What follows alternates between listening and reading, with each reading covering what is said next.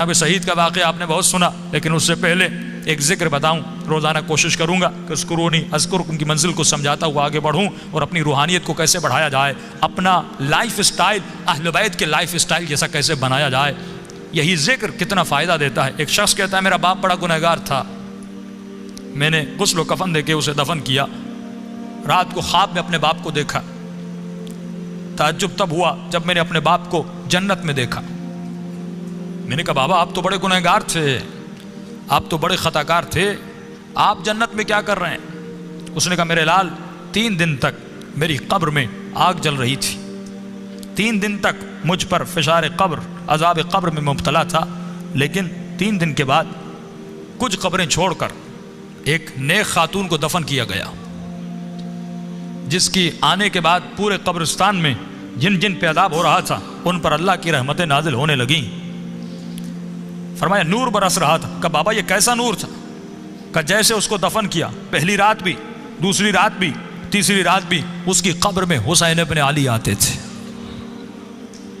فرمایا جب اس خاتون نے میرے عذاب کو دیکھا، فرمایا اس کے دل میں رحم پیدا ہوا، اور جب امام حسین اس کی قبر میں آئے تو اس نے کہا مولا مجھ پر تو رحمتیں ہیں، لیکن یہ بھی آپ کا چاہنے والا ہے، اس کی قبر میں عذاب ہو رہا ہے، میں چاہتی ہوں میری خاطر آپ اس کی شفاعت کر دیں. کہ اس وقت امام نے دعا کے لیے ہاتھوں کو بلند کیا، میرا عذاب ختم ہوا. کہ بابا وہ خاتون کون سی تھی؟ کہ اس کا نام یہ تھا، اس کے شوہر کا نام یہ ہے، فلاں محلے میں رہتی تھی. یہ نیند سے اٹھا، اس محلے میں گیا، اس شخص کا نام پوچھا. کہ فلاں خاتون آپ کی زوجہ تھی؟ کہاں؟ کہ اس کا کون سا ایسا عمل تھا؟ کیا وہ بہت زیادہ نمازی تھی؟ کہ نہیں، صرف واجبات پہ عمل کرتی تھی. کہ بہت زیادہ قرآن پڑھتی تھی؟ کہ نہیں، مختصر قرآن پڑھتی تھی.